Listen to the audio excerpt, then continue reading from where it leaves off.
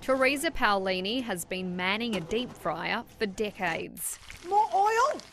A vat of her favourite cottonseed oil has been soaring in price for 2 years.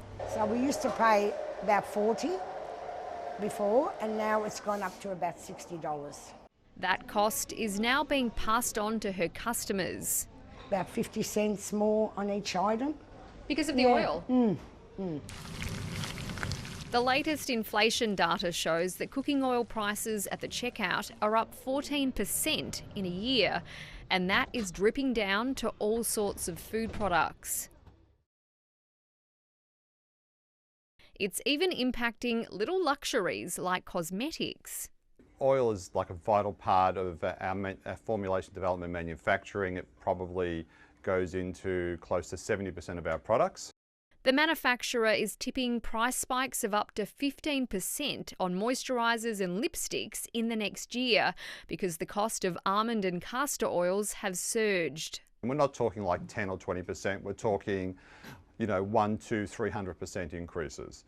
Is it the market price or is it really just profit taking? And I think there's a level of profit taking on the manufacturing side. Analysts say that supply of vegetable oils have been hit by drought in countries like Canada, which grow canola, and there's been worker shortages in palm oil producers, Indonesia and Malaysia.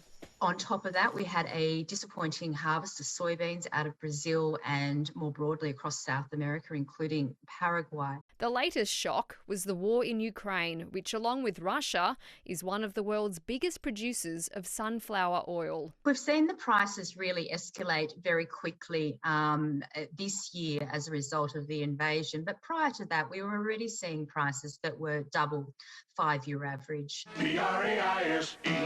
Staple products are having to swap out oils, while cosmetic manufacturers are considering using synthetics instead. That's probably taking the ethical and responsible approach in this situation rather than complaining about price. The other oil crisis isn't helping. Fossil fuels are now so expensive that more edible oils are being used to make biodiesel. For me, there's a moral dilemma about food versus fuel. And I think that we've got to make sure that people in third world countries have access to oil, which is an important part of their lifestyle and their cooking. Now, analysts say that the price hike, it might have just reached its peak, and global vegetable oil prices are now starting to slightly ease, but there's no indication that they'll go back to where they were 2 years ago. In fact, this latest data shows that prices for the two biggest oils, palm and soybean, are rising again.